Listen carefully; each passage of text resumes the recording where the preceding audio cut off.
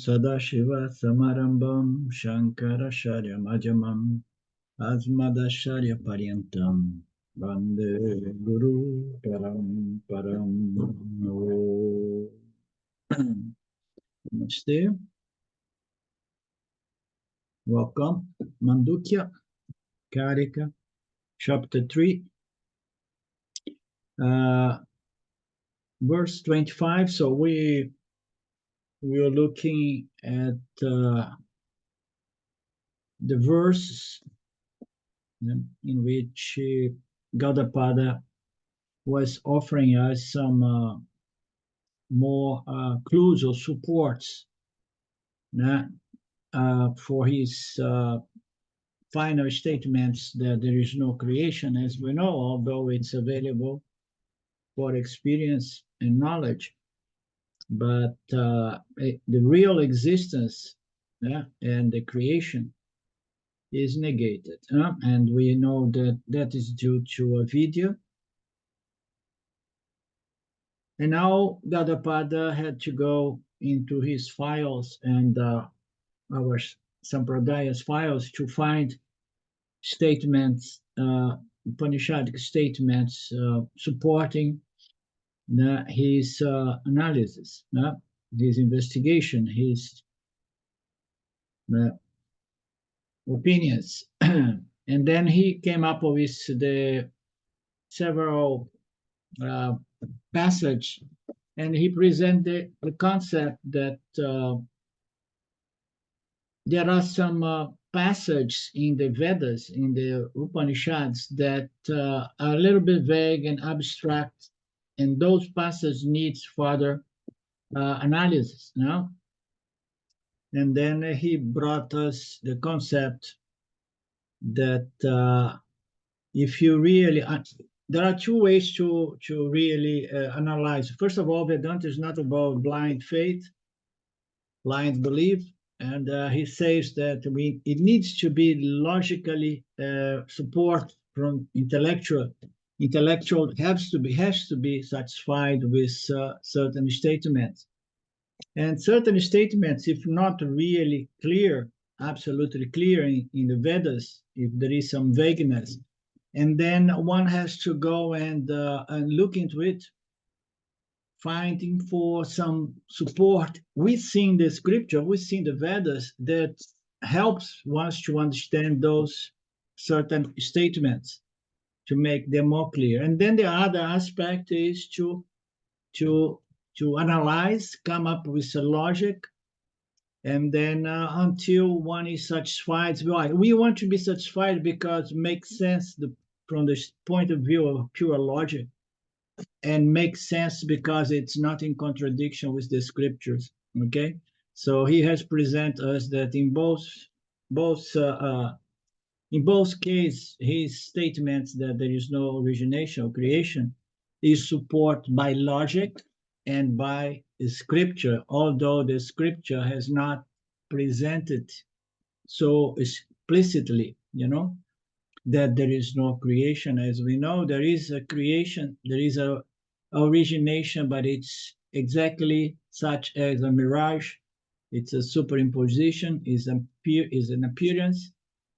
And many passages, the Upanishad do not make it clear that this universe is just mithya. It's an appearance in consciousness. The verse 25 says, moreover, the origination is negated by negation of Hiranyagarbha. This verse 25, which we stopped last week on the 25. So he's saying, we know that Hiranyagarbha, which is the mental universe, the knowledge, which is the the seed. Now, the seed, we can say, is the causal, macrocosm causal body of the universe, but it becomes sattva guna, becomes pure sattva, becomes Brahma or Ishvara, as Hiranyagarbha, which is the intelligence that projects, holds together, and destroys the universe from time to time. This is called Hiranyagarbha. It's another name for Ishvara or for Brahma. And then he says that negation of the creation was already established by the negation of Hiranyagarbha. As we know, anything that happens within one of the three realms of reality is Mithya reality. Now we have the causal, the subtle, and the physical material Vyavaharika. So if we have already negated in previous analysis and expositions by Swamiji and by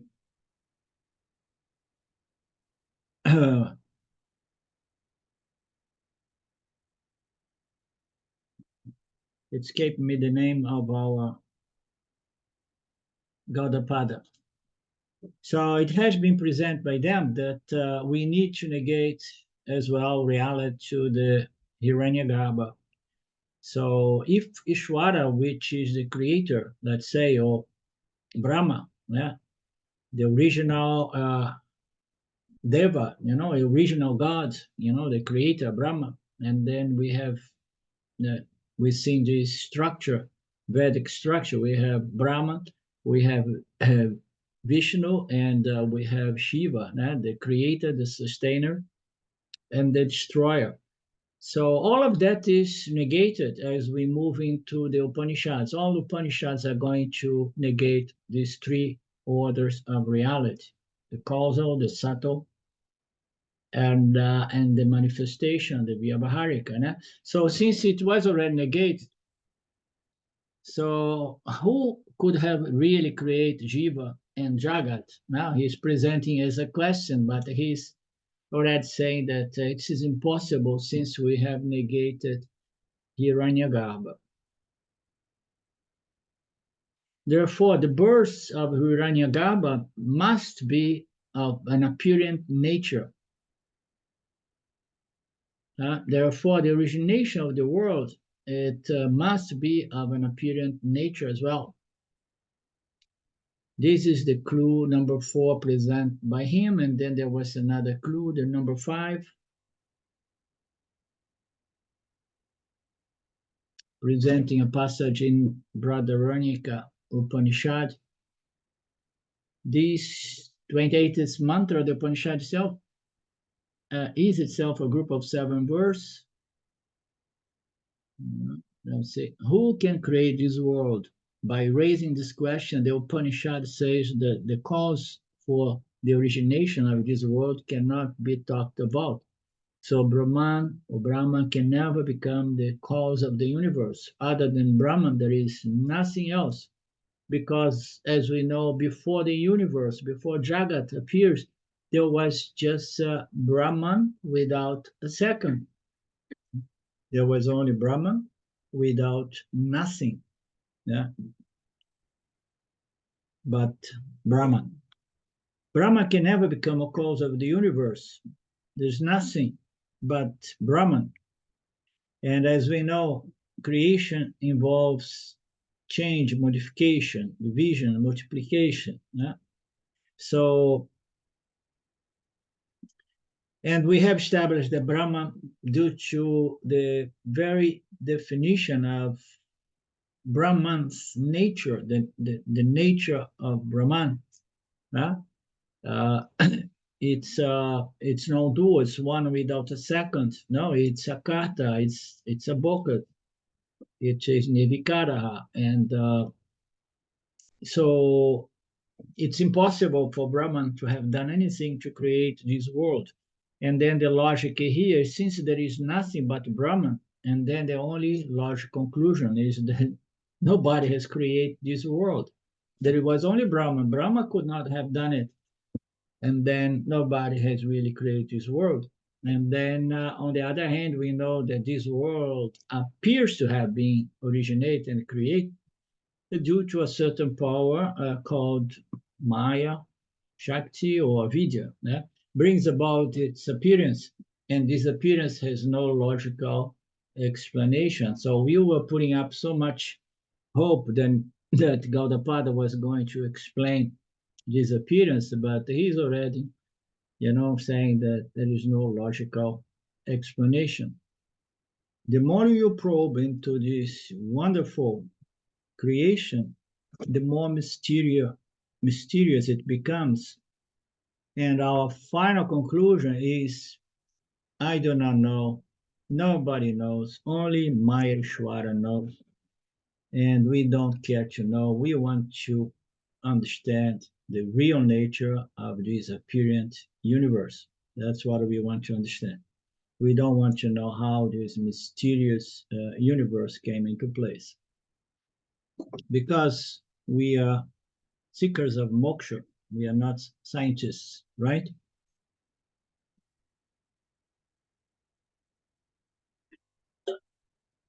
Or even if we are not scientists, we are not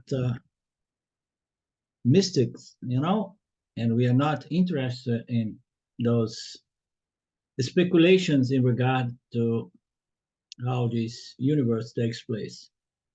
Verse 26, because of the un-graspability of the Ātmā, the Veda, or Brahman, the Veda negates everything that was described before by the statement, it's not this, it's not this, therefore the unborn Ātmā alone shines. So this is more support for the statements of Gaudapada in the Mandukya Karika. No?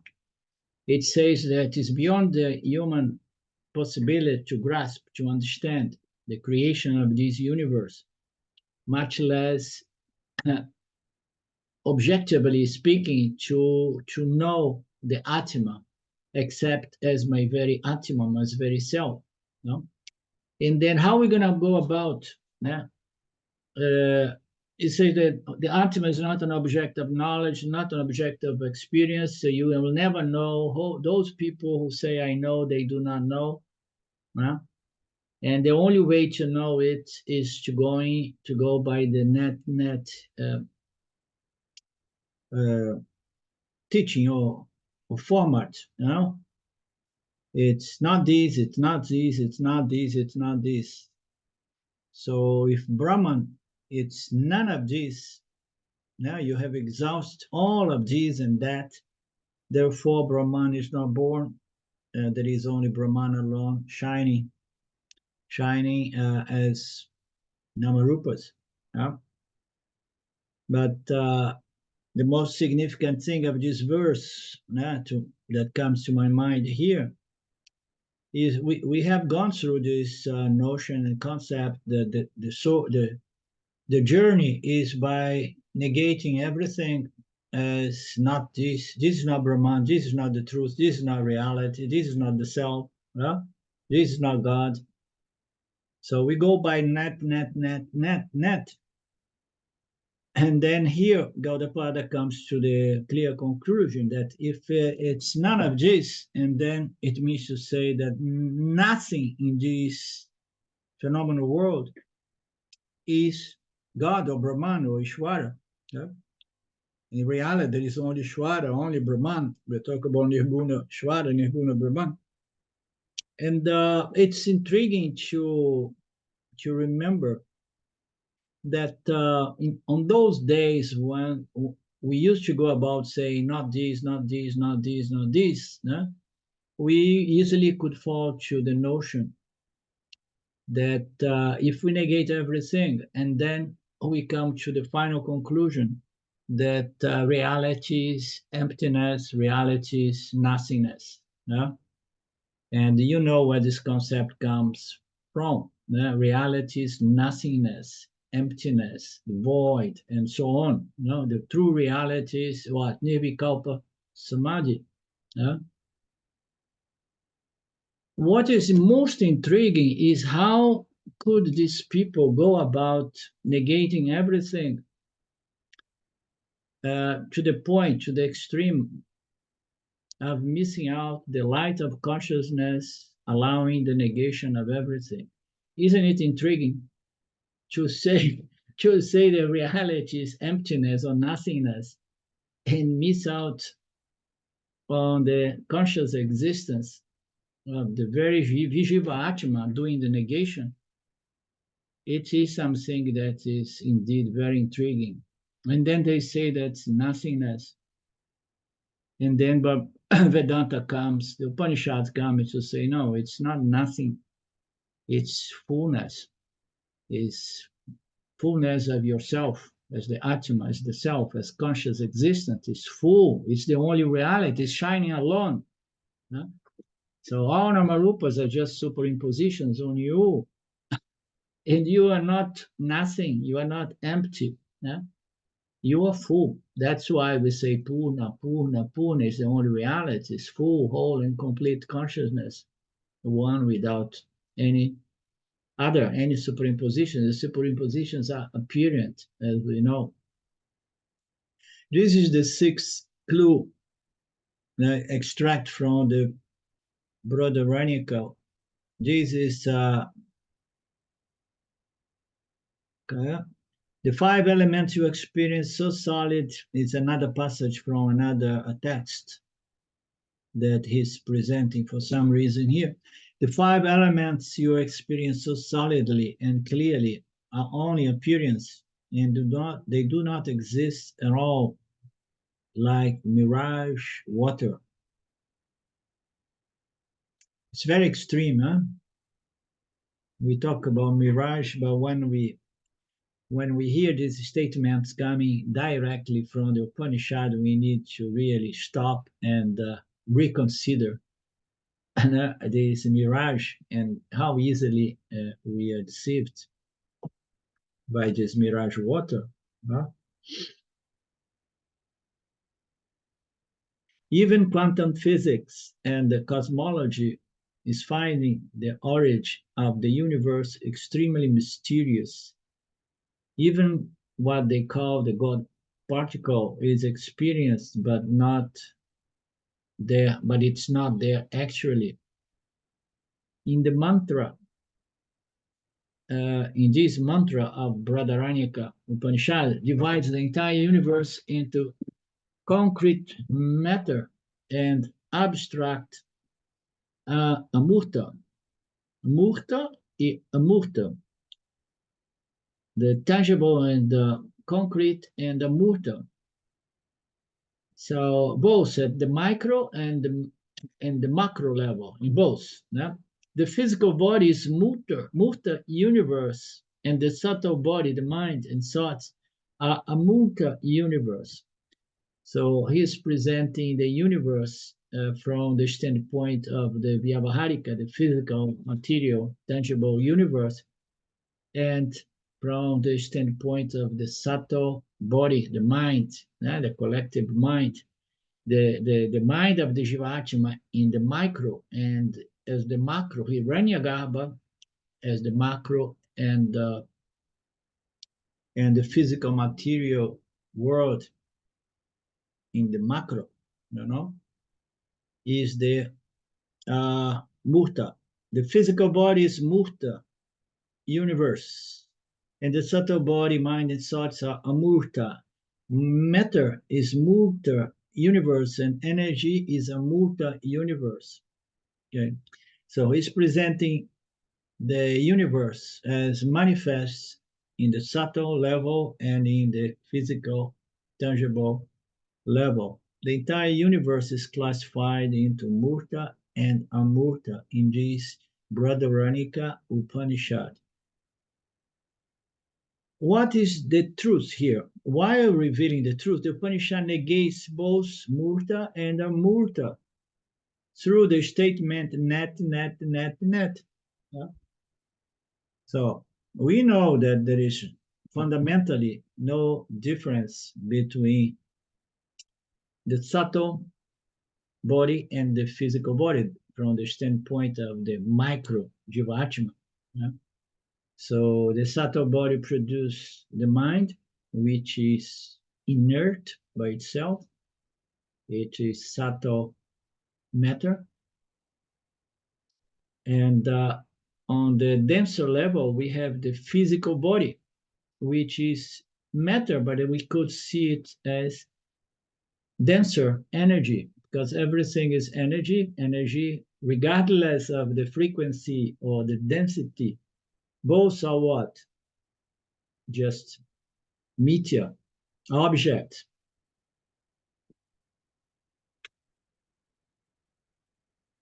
So therefore, mukta and amurta, matter and energy, are not the ultimate reality.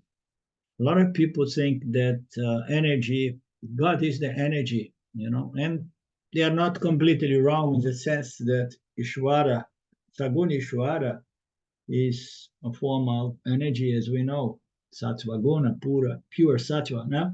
Pure intelligence.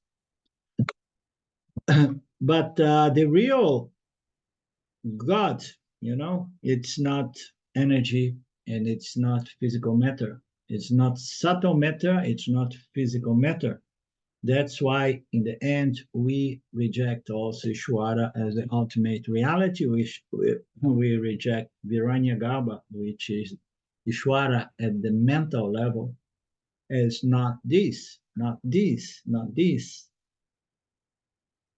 So Murta and Amurta both are to be negated as not this, not this. Any anathema universe is not the ultimate reality. No phenomenal world or universe can be said to be reality, because reality is that in which all phenomenal worlds appear and disappear. So the screen, it receives the projections and remains unchanged as the only reality. And all the moving dynamic image produced by Maheshwara is just like a passing show, and we must take it as not this and not that. Any anathema is not the truth.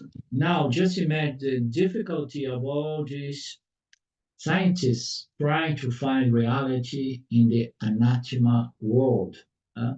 Try to find the God particle in the phenomenal objective world of matter slash energy. It is indeed an impossible mission. It may take them only to the conclusion that this is something very mysterious and beyond the human intellect, which is already a good stage, a good point to be, trying to stop trying to make an effort to know something that is unknowable.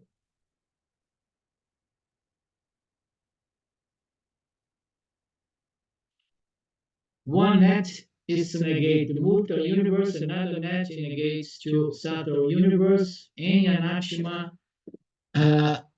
grasp for you is none of this. It's not the truth. Everything is negated in the Upanishads. What is the truth? The Upanishad does not reveal the truth.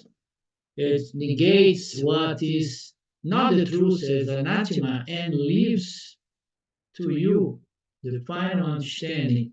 Once you have negated everything that is not reality, you need to look around and see what's left. You need to look around and see what's left. I have negated everything. You remember the analogy of the theater, and then in the end, everybody play the show. Then the curtain comes down, and then all actors go away, and so on. And then most people go away. And then there were a few Vedantins there. They were not going away. And then the manager there, when they say, "What's wrong with you guys? The show is over. There is nothing here anymore." I the Vedantin, "Oh, we enjoy the light." Also, the light, the most important principle operating here. Unless you turn off the light, we are not going to go anywhere. After negating everything, whatsoever is left behind is the truth. It's not enough to say that is a pointer, because people are going to think that the truth is the void or emptiness or nothingness. they are going to miss the light.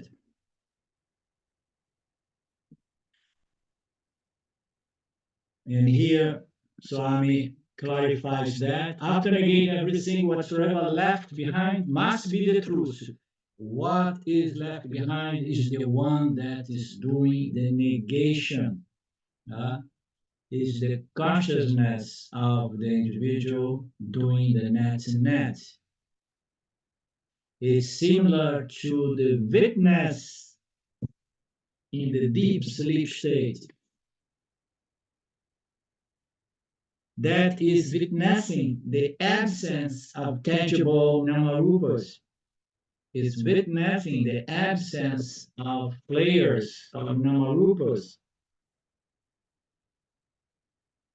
Therefore, the one who is doing the negation is the witnessing consciousness referred here as Turiya Ātmā, the only reality. Isn't it simple? Vedanta is the simplest thing. I mean, we could deal with Vedanta in few sentences, few verses. You know, the problem is not how to convey the simple truths of Vedanta. The problem is how to dismantle all the wrong notions and concepts about reality that are going to be, you know, in the way of people seeing the most simple fact. The Murta and the Murta universe are both Mithya. So what? If the universe is Mithya, its origination is Mithya as well. So we have a Mithya creation origination to produce a Mithya universe. So, and I am the self doing this process, going through this process of intellectual negation of the world and its origination, as well the origination of the jivas. I am the Ātmā. I am the only principle not subject to negation. How can we negate the Ātmā, the self? We need to be there as the self to negate the self. The world is negated as Mithya, and so the origination of the world must be a fact. It's not a fact, a factual world, but it's a seeming world. Verse 27, for the never existent, one birth is possible, only apparent and not really.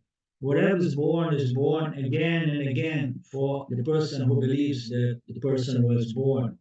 Who holds that notion is going to be reborn. That's what I'm trying to say. Who holds that?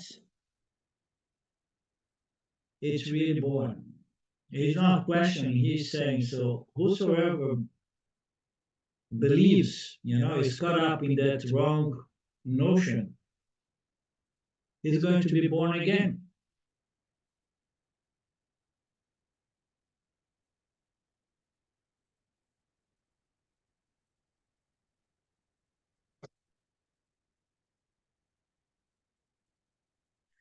And the first phrase is for an ever-existing principle. A birth, one birth, or many births is not possible. Why? Because a principle which is ever-existent does not need a beginning, origination, as here begins my existence. It's something that is beginningless in terms of existence, conscious existence, will never be born.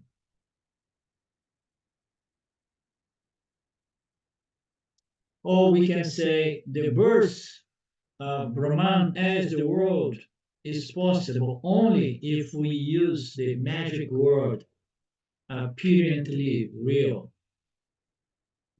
It's only possible as an appearance, not as reality. Whatever is born again and again, and it's going to be destroyed again and again. The person who believes that I am born and I will die will indeed be caught up in the samsara chakra. Several verses. With the previous verse, the analysis of Mimamsa is over. The analysis of the Vedic statements show to support Gaudapada. Gaudapada gave us 6 clues to support his statement that this universe is a seeming universe. So hereafter, Gaudapada logically shows that the creation is not existing factually. So now he does not need anymore to quote the Upanishads or the text to support his conclusion. And he's just bringing logic, his own logic. When different systems of Vedanta tradition talk about the actual creation of the world from Brahman or Paramatma or God, they cite the Vedic descriptions of creation. If the scriptures say that the world came from God, Gaudapada asks what the description of God is that is given in the scriptures. If one is a serious seeker, the question of who is God and what is God's nature should come to surface. Whenever there is a description in the text that this universe is an effect, a byproduct of God or creation of God, Gaudapada asks the question. He wants to have the description of this God who creates this universe. And he's going to look for it in the scriptures. If one is a serious inquirer, will ask this question as well. What is the nature of this creator? In all the scriptures, God or Brahman has been described as unborn and deathless, and that's what this verse is pointing to. In every one of our texts, it said that God was never created, it's beginningless, eternal, beginningless principle. And if it's not subject to birth, God is not subject to death as well. And in this verse, Gaudapada asks if God is unborn, deathless, and eternal, is that God subject to change or not? That God should be changeless because birth and death are just two different kinds of change. God is not subject to change, as we have established before. And if there is no change, there is no creation. Therefore, God, that principle which was never born and will never die, could not offer any possibility of change. This is point number 1. If anything has to be a cause of something, that cause should undergo change. This very idea of cause denotes change. We have seen this concept again and again in the previous class. Cause means change, becoming, transforming, extending, multiplying, dividing. Being a cause as a changeless principle is a contradiction. Those two concepts are mutually exclusive, like light and darkness. Brahman has called the world without changing, without changing. So this is not logically acceptable. No?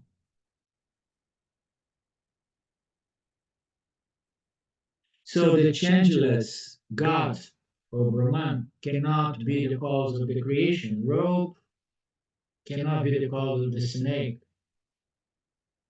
If rope is really the cause of the snake creation must only be seeming appearance or creation.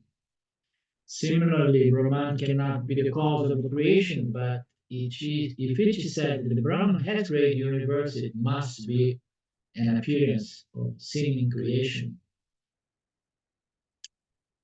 So the rope snake example is one of the most efficacious to prove that the snake was never created, but it was originated due to a certain ignorance in respect to the true nature of the appearing snake as the robe. That somehow closes it.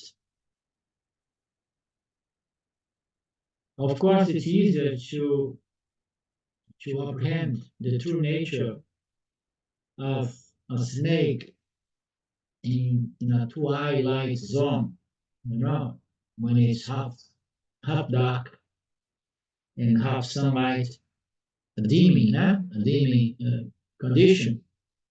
It's easier to establish the appearing nature of a snake in that condition. It's more difficult to apprehend the true nature of this Jiva and Jagata. Yeah?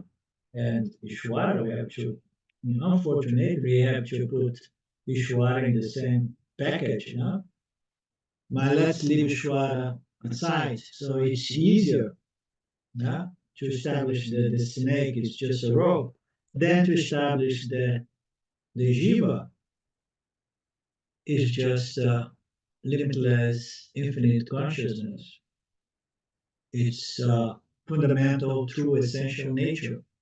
It's a little bit more difficult, but the analogy is there, and it makes total sense. And because it's more difficult, the Supreme Intelligence has revealed to us the Upanishads and all Vedantic texts.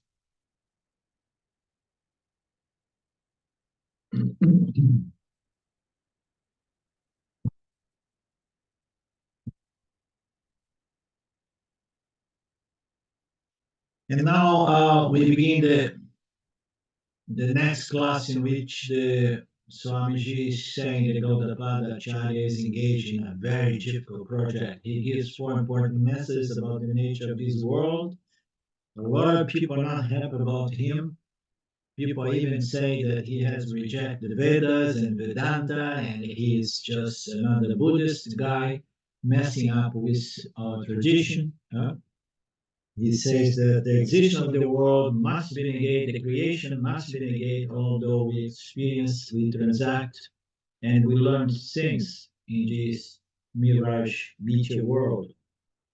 And all of this is sustained by Ishwara in a joint venture with the Jivas, which continue to attribute reality to the superimposition of Namarupas on that which is to be the ignorance in respect to the true nature of this appearance cause the apprehension and solidification of this apparent reality as true reality. So he has been working on this message through the entire 3rd chapter. In presenting the fourfold message, wishes to show those 4 points. Its origination must be rejected, reality must be rejected, appearance must be accepted, and opportunity for experience and knowledge must be accepted as well. So he's hammering on these concepts all through this 3rd chapter. He does not want to create an impression that this message is his own invention. He's so brilliant. He's just presenting the support coming from the scriptures and from the Upanishads themselves. When Gaudapada presents this as the Upanishad message, he faces a serious problem. He is confronting that problem and he's trying to resolve those apparent confrontations or the apparent contradictions. Gaudapada explains that the message of the Upanishad is the negation of the world's existence and world's origination, whereas the Upanishads talk about how the world originates and how the world exists. as Brahman manifests as the world. There seems to be a contradiction between Gaudapada's message and the message of most Upanishads. Gaudapada asserts that there is no contradiction. He says that the Upanishads do talk about the origination of the world, and that cannot be denied, but must be understood, conciliated. But the Upanishad do not clearly say whether the origination is an actual one or a seeming one. It is our homework to find out using the Mimamsa method of analysis and our own logic with the help of Gaudapada Charya to understand what the Upanishads really say between the lines. No? Illogical statement should not be accepted by a serious Vedantine,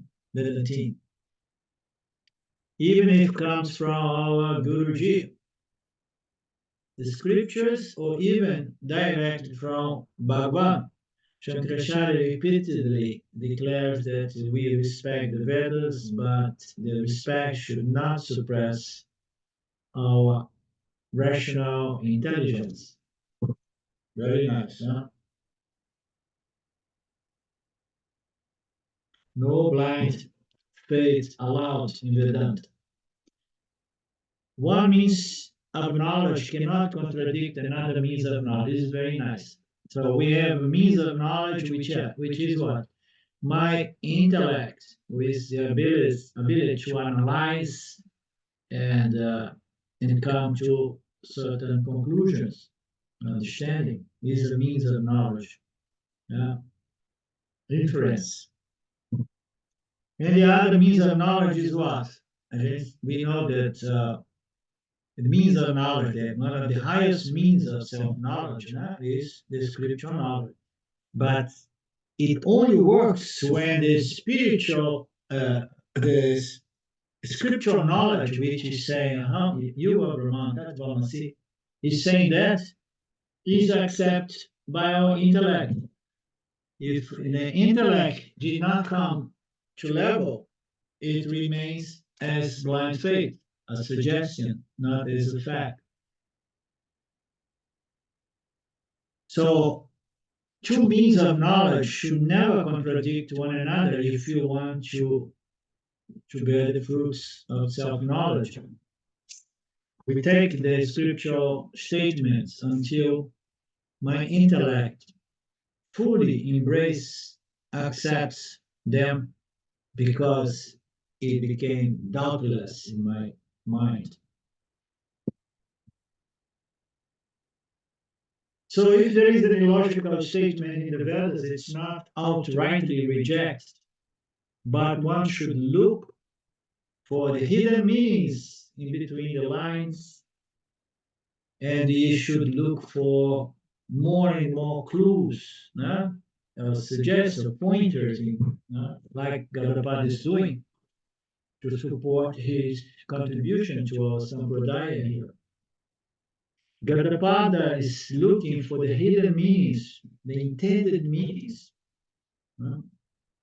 of the Upanishad statements about the origination of the cosmos. He presents several of these clues or hidden meanings from the verse 24, 25, and 26 in the format of 6 clues.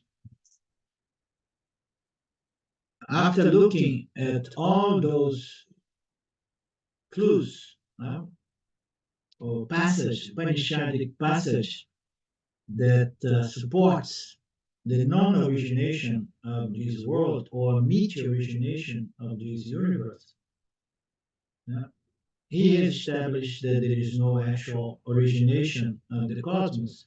Having gone through Mimamsa, Gaudapada has come to his own logic analysis now. From now, he's just going to bring his own logic to to say, you see, my logic was presented at the beginning, but you guys would not take it. So I had to go and dig into the scriptural knowledge to find uh, cohesion, no, or synchronicity, or harmonize, or validation. Though now you're going to believe me because look, we mustn't is supporting my own intellect. Oh, but how can you say a humble must me, just because you heard in the Upanishads and the teachers and this and that is, I did not take it that easily. I did my work for a few years, and now I can validate the Upanishads and say, now I can testify that the Upanishads are right. Why? Because it's conformed to my direct self-knowledge, my direct knowledge. That's what he's doing.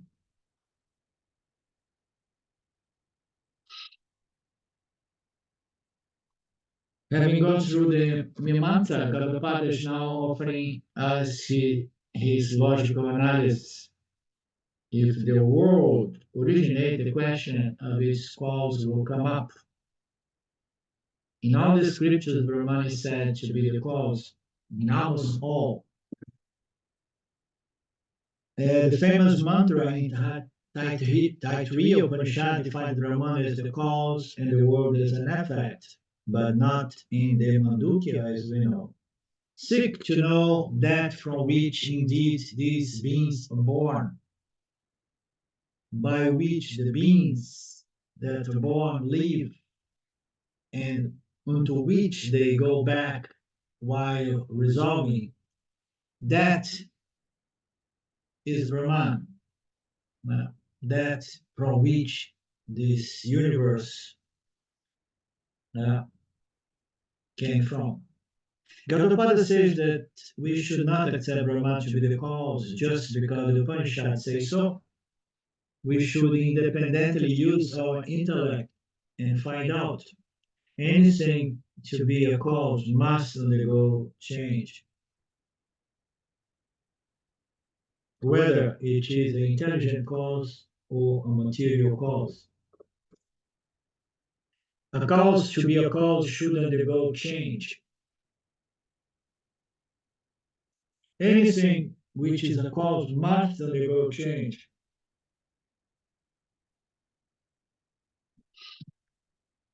In the Upanishads, Brahman is said to be without birth and death, therefore Brahman is not subject to change.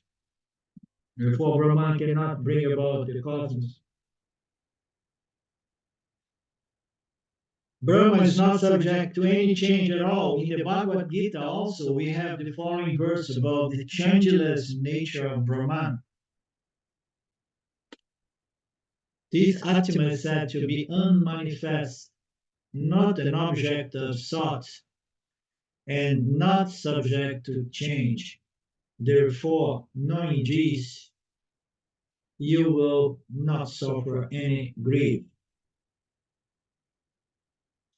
This Ātmā, so it's saying this Ātmā, Krishna Guru is saying this Ātmā, Arjuna, your very Ātmā, Vedantins, was never born, will never die.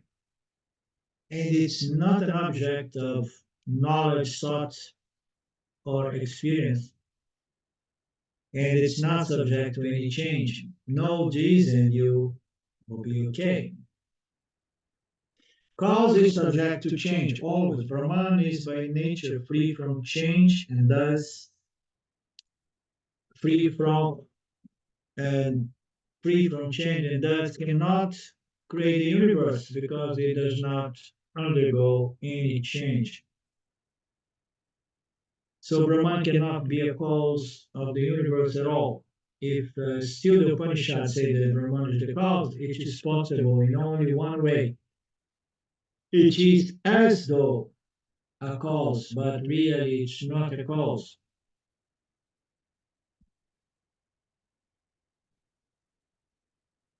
So we can look into why some Upanishads say that. Not clearly. disclosing the fact that it is a cause, it is a apparent cause of an apparent universe. Because this is so radical, so abstract, so revolutionary that even Valentines would maybe not be attracted by the Upanishads. So we have the concept that at the Europa and the Pavada, you present some concepts just to retract them later on when one is ready to go into the Mandukya. Junior students may benefit from believing that Brahman became the universe and the jivas, with all jivas, which is a contradiction because all Upanishads are saying that Brahman does not undergo any change and does not do anything. It's only possible when we bring in the concept of a projection or superimposition, exactly like the mirage water on the desert sand, or the projection on the cinema. It says that Brahman, with the help of a certain power that nobody understands, projects his universe, which is just an apparent universe.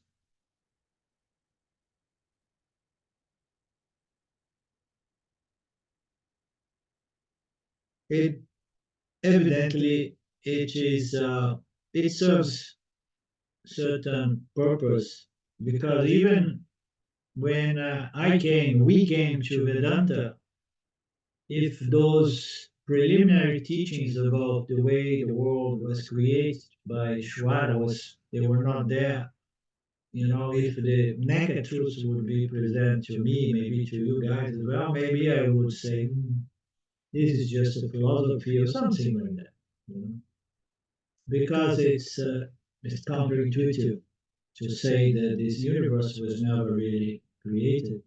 It takes so much to understand this simple analogy of the snake and the rope, and the fact that this cosmic universal ignorance sustains this apparent reality as real reality due to this ignorance, vidya, mula vidya, ignorance with respect to the true nature of this cosmos.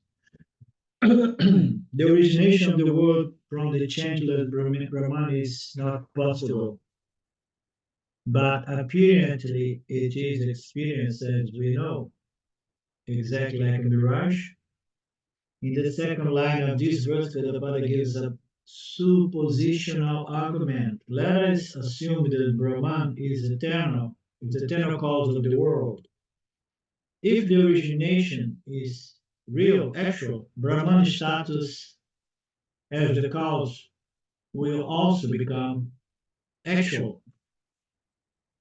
Then Brahman will actually become subject to change and more change. Brahman became the world, and the world is that we change from moment to moment. We all testify to that. And then Brahman is subject to change. All those theories that Brahman extends itself to become the world and then it gets changed, it makes no sense. Once we understand the changeless nature of Brahman, the Akarta nature of Brahman as well, thus Brahman will be deemed as a changing Brahman, and anything that changes is subject to death. And then Brahman was born, and Brahman will die.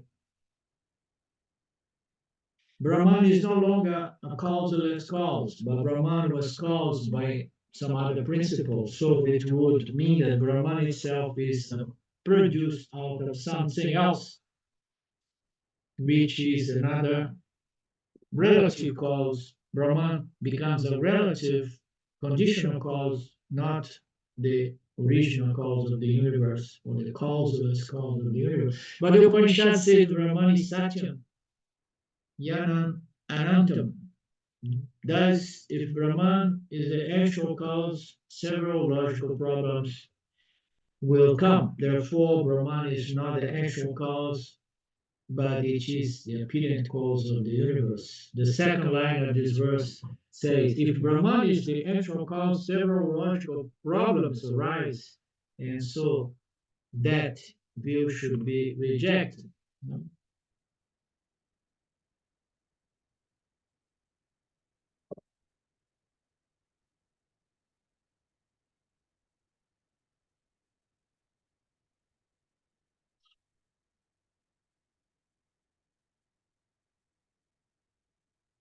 Anything from you guys?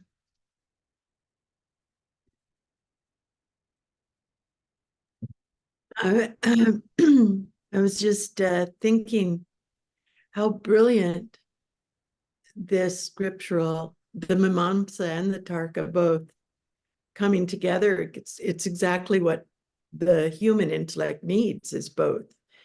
And, you know, Stephen Hawking had this beautiful perception of the universe as a hologram. And so basically he's seeing that it's all, and it's like the snake on the rope. And I think he intuits that just because his intellect is so beautiful and sattvic. And I just, what a wonderful thing it would be if he could have met Swami Paramarthananda, just to take that final step for him. It's just beautiful. Yeah, there are a lot of people nowadays holding to this concept that the universe is a projection or hologram, or even more off the mark. They call it, what's the other expression they use? Simulation, which is a little bit more off the mark, But nobody understands that the appearing power that appearing project this universe is God. Because the concept of God does not cross their mind, unless it did cross in Stephen Hawking.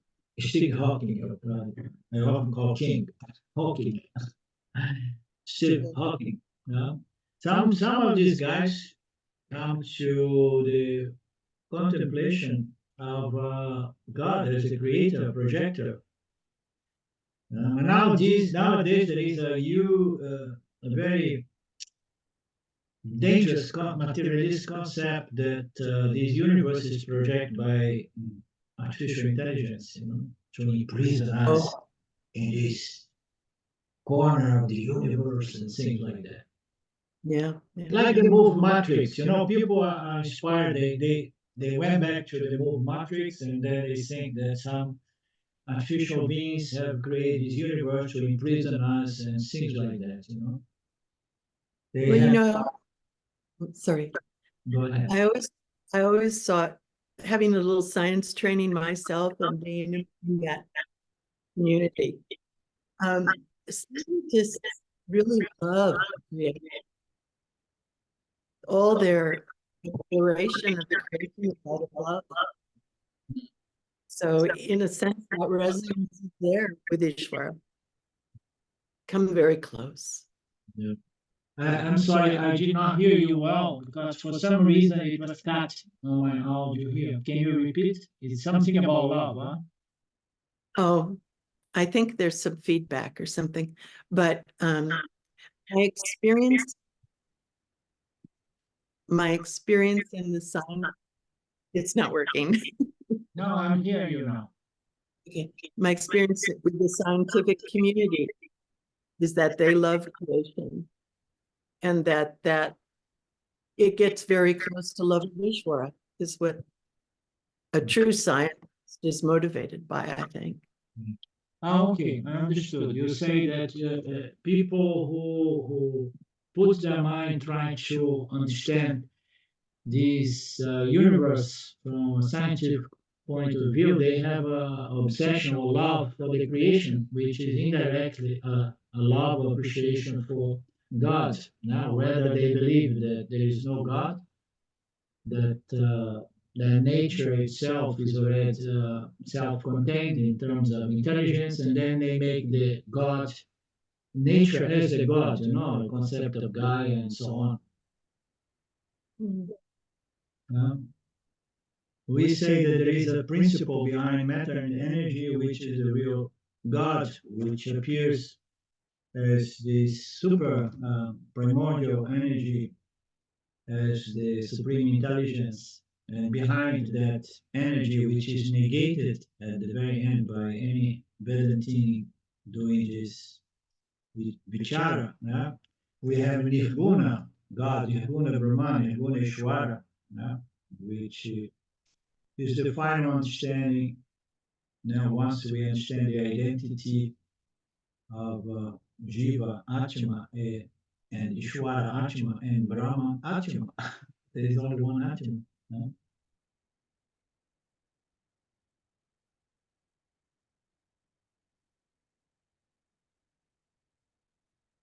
Verse, where did, okay.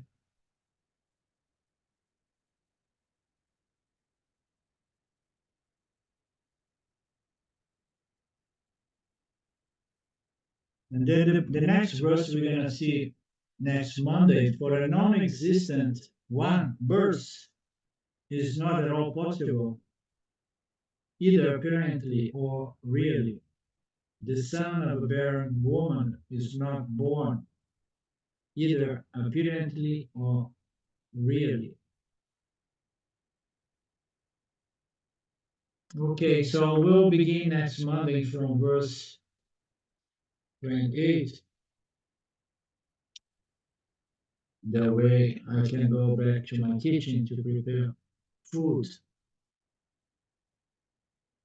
Om Purnamada Purnamidam Purnamudachyate Purnasya Purnamadaya Purnamevavashishate. Om Shanti Shanti Shanti Om. Namaste. Are you guys enjoying the class on the Bhagavad Gita as well? Yeah? Okay. Yes, definitely. Thank you. Yeah. Okay. Then we keep this format. Namaste. Thank you. Thanks, Arlindo. Bye now.